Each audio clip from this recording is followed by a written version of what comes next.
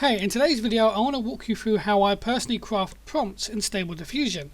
Now this will be my approach to it and the techniques that I personally use to speed up the process. Now I'm currently using Stable Diffusion Forge UI with the realistic vision model, but you can use any model and any generative software that you wish. Now many newcomers to Stable Diffusion will start with very simple prompts. So let's try something simple like portrait of a woman, and then we will click generate and see what we get. So as you can see, it has generated a portrait of a woman. Now it's a good portrait, it's good quality, however it might not be quite what you're looking for. So let's change, for example, portrait to photograph, and we'll generate again and see what it does. So now it has created a photograph, but it still looks like a vintage photograph, but you can definitely tell that it's now taken more from the photograph keyword rather than the portrait keyword. But if you want something maybe that's set in a specific year, you can even add that into Stable Diffusion. So let's try a comma, and we'll try 1985, and we'll hit generate. So here we have the 1985 prompt, and as you can see, it definitely is a 1985's hairstyle. Looks like almost a on-set photo from an actress from the 1980s. So it definitely has worked in that aspect, and that's how easy it is just to shift the era or the tone of a photograph in Stable Diffusion. If you, for example, type in something like modern day, you'll get much more of a higher quality, crisper, newer photo. So here we have the modern day one, and as you can see, it is definitely much more of a modern day. We have a modern desk, we have technology on the desk here, and it is certainly looks more like something you'd see in today rather than Victorian or 1980s. So using eras work really well if you're looking for something specific, say with 1960s or 70s, or even going back to World War II. If you're creating World War II content, actually type in the year that you want, and that will just really help Stable Diffusion give you a much better clarity of what you're looking for. So the other thing that I do is using something called fixed seeds. Now fixed seeds help in experimenting with prompts. How you would do that is you go down here and you've got a random seed, or you've got fixed seed. Now if I click fixed seed now, it will fix it to the seed of this image that you currently have generated. Or you could even just type in a completely random seed, and then we'll hit generate and try again. So this is what that seed number here has generated, and it's a very different image to the one that we just had. But if we make sure that we keep this seed, so we will hit the green reuse button, and that makes sure that that seed stays in that box. Now we can do, for example, red hair, and let's say outside setting, and we'll hit generate. And you can see here how much that has changed the image just by adding those little keywords. But if I change, for example, from red hair to blonde hair and click generate with this seed number still there, so as you can see, it's now changed the image to blonde hair. It has maybe made a slightly at an angle compared to the last image, but it's kept the same aesthetic as the last image because the seed number is the same. Now I'm going to choose random seed just because I like Stable Diffusion to surprise me sometimes and create stuff that I never thought of. But the other thing that you can do is add things like lighting. So here I'm going to add sunny day, bright sun, and we'll see what that does. So as you can see, it's now generated the image, and it is definitely a sunnier day. You can see the sun on the grass behind her, you can see the shadows from the trees here, the sun's shining through the trees, nice little blur effect on the trees as well, so making sure that the subject is the thing that stands out in the image. So yeah, I think that's come out really well just by keeping adding to the prompt what you want. Don't try and create everything at once. Almost build up your prompt to something that you finally get to a point where you're like, yeah, I really like that. And when you like that, use the same seed if you wish, and then you can just build on that. And that will, of course, not create the exact same person, but it will create the same look and feel that you're looking for. So one of the other things that I do is I often use ChatGPT and Claude to create for me lists of items and things that I can include into my prompts. So for example, if I click over to Claude here, I've got list of women's hairstyles, and I'm going to click go. And what this will do is it will give me a nice long list of popular women's hairstyles. If I want more than 20, for example, I can just say give me 100 or something else. So we're going to say pixie cut. And I'm going to do copy, and I'm going to go over to Stable Diffusion, and I'm going to write pixie cut hairstyle, and I'm going to click generate. And you can see by this generation here just how different her hairstyle is. It really is a pixie cut hairstyle. To be honest, I had no idea what a pixie cut hairstyle was until I saw it, and then it kind of made sense. But you can quite happily go back to Claude and you can type in, let's say, a top knot bun, and just change top knot bun hairstyle. Make sure there's a space between those and click generate. And there we go, it's generated a very, very cool top knot picture here with a hairstyle. So yeah, it's worked really, really well. So that is how you could use Claude to incorporate into your prompts, even type in things like, for example, list of women's clothing styles. And let's try something here. So let's go with goth. Goth will be something that is pretty easy to see, so we'll do goth clothing style, and then we'll hit generate. And in fact, actually, let me change the top knot bun to say long hair, and then generate. Okay, so here is the generation of the goth style, and I think it's safe to say that it definitely has created the goth style. It's even added the goth makeup, which I think is pretty cool, even though I didn't include that in the prompt. But it kind of knew that if somebody was going to dress like this, chances are they were into the whole scene, and they've changed the makeup as well, which I think is pretty good. But blonde hair, let's change it to red hair, and let's go again. And here we have a generation of somebody with very long red hair, and I just noticed I also left in blonde hair as well as red hair, so it may have been getting confused. So let me take away blonde hair and we'll try red hair again. And there we have a much better generation with red hair, goth style look, outside, sunny day, exactly as we've asked for. Now I think with the last prompt that I tried, I had the word hair too many times. So if you think about the Stable Diffusion, the way it would read it is it would see the word hair 3 times and think, I really need to concentrate on the word hair here. So you don't want that to dominate your image. Now I think if you look at this one, the hair very much is a prime part of this image, and there is 2 hair words in this prompt. There was 3 in the last one, which is why I think the hair was so long. So just keep in mind, try not to repeat words too much unless you have to. So for me, I've now got 2, which is long hair and red hair, and that's fine because that's 2 separate aspects of hair. So that's fine. You can keep 2, but don't keep writing, long hair, red hair, hair under hat. But whatever it is, just try and limit the amount of times that you use the same word in the prompt. Otherwise, it just wants to run with that all of the time. The other thing to talk about are lenses and camera angles. So for example, if I type in Canon EOS, which is a very high-end DSLR camera, it should give us a bit of a different look to the image. So let's try this. So here we have a generation with the Canon EOS tag, and I don't know if you'll see it clearly in this video, but it really has made it look so much more realistic, like a real photograph.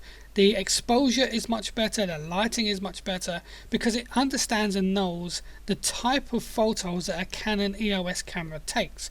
And you can type in the name of any camera, and we can even go back to other types of cameras like a Polaroid and click generate.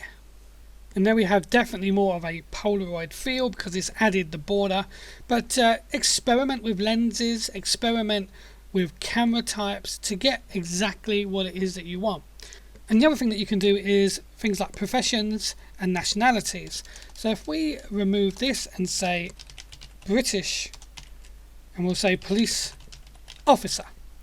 Now it may not get the uniform correct in terms of it being a British police uniform. It all depends on what the model was trained on, but it will be a police uniform of some kind. So we're going to click generate and we'll see what it creates. So here we have the generation. Obviously it has created more of an American style police uniform, which I kind of expected. The British thing isn't really coming through. The British is the nationality of the person in the image. So let's try a different kind of nationality. Let's try Russian and do once again police officer. So here is the Russian generation image, and as you can see it's tried to create the Kremlin in the background, which I think is actually a very cool, subtle way of telling the person who's looking at this image that it's most likely in Russia. Now I'm not sure that Kremlin is accurate to the real gremlin, but it's enough that it's made Stable Diffusion think, okay, this is how I'm going to determine if this image is Russian or not. So I just created a second Russian one as well, and it's definitely trying to create the Kremlin or red square in the background. Obviously the uniform isn't correct, that's understandable, but I think it does a pretty good job at that. So the next thing to talk about are negative prompts. Negative prompts is basically a list of elements that you don't want in your image. This doesn't work perfectly, and it doesn't always work, and some are more effective than others. Now, as you can see by my negative prompt, I do have quite a few words in there. You can ignore something like unrealistic dream, and you can ignore the bad hands, because these are additional files that you download on places like CivitAI that helps with your negative prompts. So this tutorial isn't about downloading additional, it's just about getting you started. So for example, if I wanted to make sure that the police hat or the police badge wasn't in, I would add police hat, police badge, and then I would hit generate again, and hopefully the next image won't include those. And then you have the generation. As you can see, no police badge and no hat.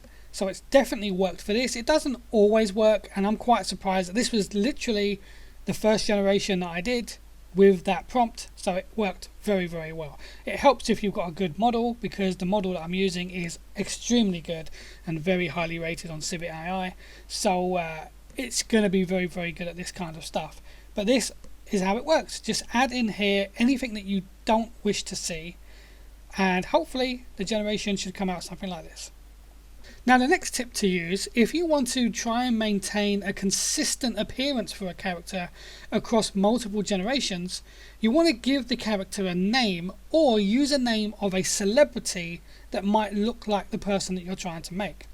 So for example, instead of photograph of a woman, let's try photograph of Kirsten Dunst, because I know that Kirsten Dunst had red hair in Spider-Man. I just want to make sure that I'm capitalizing her name here. So photograph of Kirsten, not a Kirsten Dunst, of Kirsten Dunst. Modern day, outside setting, sunny, all the rest will be the same.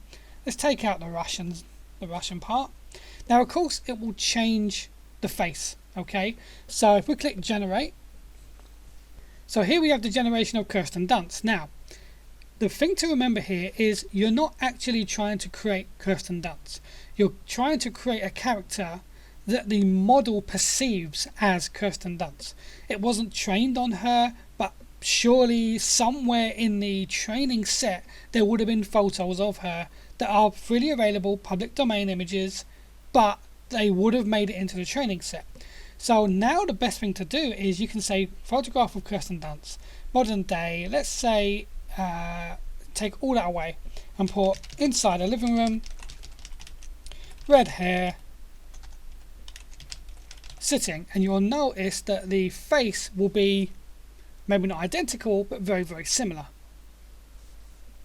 And there we have it. We have a new generation with the same face, same looking person, but in a completely different environment. So giving your character a name, if it's a celebrity, it helps. I think if you're going to use a made up name, it may not work so much. So let's try, for example, let's create a name, Jane Daly, okay, and we'll click generate. So this is who the model perceives to be somebody called Jane Daly. Now, I don't know if Jane Daly is a real person, I don't know if it knows somebody called Jane Daly, but we'll try and generate again and we'll see if the face matches. Now here are the two people that it created called Jane Daly, and I have to say, actually, the face does kind of look similar. So I think this also works quite well for this model, is that if you give your model a name, it would be more consistent when creating characters. So the other thing to do with Claude or ChatGPT is to allow it to adapt your prompt for a different environment or a different profession, something that maybe you're not thinking about. So I'm going to copy and paste this into Claude, and I'm going to say, please rewrite the above prompt and include a doctor's environment. And what this will do, there you go, Jane Daly, a woman with vibrant red hair, sits comfortably in a modern day's doctor's office. The examination room has a clean, contemporary aesthetic with sleek furniture. You get the point, I won't read it all out. But we are going to copy that. And we're going to paste this in. I believe it did say red hair in here. Did it say red hair? Let's have a quick look. Yeah, with red hair. Okay, so now we're going to click generate. And there we have the generation there of Jane Daly, slightly different hair, with more curly hair. So maybe we could add in straight hair or something like that. She's sitting in a doctor's office. It doesn't look very much like a doctor's office. It looks more like a waiting room. But yeah, so you can see how you could use something like Claude to rewrite a simple prompt into something that maybe you wouldn't have thought about, and it might add in details that you just never knew about. So that's how another good way of creating good prompts for Stable Diffusion. The other thing to talk about is weights. Now, weights is a way of telling Stable Diffusion that I want you to concentrate more on that specific aspect. So for example, if we look at this one, I don't think that necessarily looks like a doctor's office. So what I'm going to do is I'm going to highlight with my mouse the part that I want to emphasize. And then I'm on a Windows machine, so I'm going to use the left control or CTRL button. I'm going to hold that down and I'm going to click the up arrow on my keyboard. And this will start adding weight. Now I've still got my finger held down on control. And the more times that you press the up arrow, the more weight that you will add. So I'm going to add, say, a 1.3 weight, which now is going to tell Stable Diffusion, I want you to concentrate more on the modern doctor's office. We're going to click generate and see what that does. So now the weight is probably too much, as it's now turned it into a doctor with 3 legs by the looks of it, which is typical for AI. So let's change the 1.3 to 1.1 and try again. So here is the generation. As you can see, it definitely has concentrated more on the background of the image now. There's a lot more detail, more things on the countertops and the desk compared to the first generation. So you can see how weights work, and it's the same with anything. If it's clothing or hairstyle that for some reason Stable Diffusion just isn't creating, just add weight to the part that you want to emphasize, and that will tell Stable Diffusion, I want you to concentrate on this a bit more because you're currently not getting it right. And look at it from that point of view when you are using weights. Weights also work in the negative as well. So for example, in our last generation, we created a policewoman, and we told it don't create police hat or police badge. But if you found that the police badge just kept on generating anyway, no matter what you've typed in here, you can also use the same trick by highlighting the part, left control, and then the up arrow adding the weight. Don't be tempted just to go all the way up because it can completely ruin the image to the point where it's unviewable. The weight can also be controlled downwards by once again holding control and then pressing the down arrow. So up arrow goes up, down arrow goes down. Pretty simple really. So you could, for example, say, look, I really don't want a police badge in this. So you can up the weight, and then that will make sure that Stable Diffusion listens to the prompt a bit more and says, right, they definitely don't want a police badge, I will not create one. But that's only really needed if Stable Diffusion isn't actually creating what you want or is over creating what you don't want.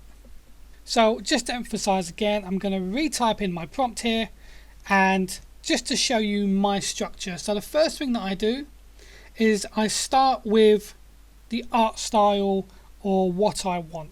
So for example, I will say a photograph, and then I will add a comma, and then it will be my subject. So for example, a woman, and then there will be a description of the woman. So I will say black hair, green eyes, summer dress,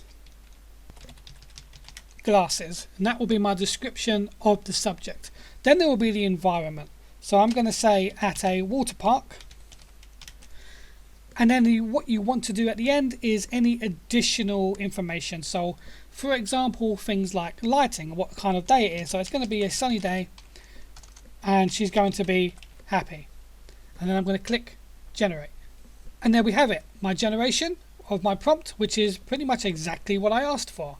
So keep it simple looking but full of details. Every single line here is a detail for Stable Diffusion to get stuck into. And I often see that people use prompts that are far too long and far too detailed and give Stable Diffusion so much that it doesn't know what to do with. Keep it simple and build on it. That's how I do it, that's what works for me, and it's always worked for me since Stable Diffusion first came out. If you wish to create multiple images, there are two ways of doing this. You can go down to batch count and you can say, for example, create me 4 images, and I'm going to create 4 now and I'll show you how they come out. So here are the 4 images that Stable Diffusion created, and as you can see it has very much followed our prompt pretty much to an exact degree here. I wouldn't say anything was abnormal in any of these, so it's followed it very, very well. The other way of generating images in batch, if I put this back down to 1, if you click the right mouse button on generate, you can click generate forever, and then all that will do is, quite literally as the name suggests, it will just keep creating images on that same prompt, that same subject, until you stop it. So do remember that if you click on generate forever, it will generate forever. There is no stop point. You have to actually physically click interrupt or skip, and that will stop the process. So I'm going to show you here what happens. This is now generated, and it will just instantly go straight into generating another image, and that's basically what it does. So I'm going to click interrupt just because I obviously don't want it generating forever.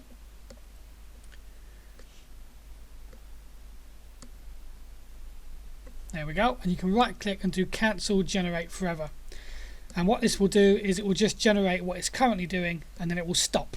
So right click, cancel generate forever, and that's how you get it back to normal mode. But it is also a nice feature to use if you want to just say, you know what, I just want to generate, I'm going to go out for an hour, I'm going to come back, I'm going to see what I've got. And there we go, so it's now stopped the generation, it's not generating anymore because I cancelled it. So yeah, that's another way of doing it. And there we have it. That is my way of prompting in Stable Diffusion. I hope that you've taken away a few from this. A lot of it is quite basic, I know, but sometimes it's good just to start on the basic level and then work your way up, because Stable Diffusion can be quite daunting.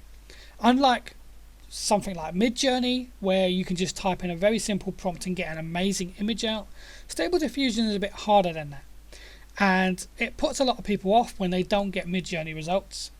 But it all depends on the model you're using and your prompt, and hopefully this video has shown you that just a very simple tweak here and there to your prompt can actually give you really, really good results. So I really hope you enjoyed the video. I tried to keep this as short as possible. If you really like the video, I really hope you subscribe. It really helps me out, and I'm really trying to build this channel into something that can help a lot of people. So thank you for watching, and until next time, goodbye.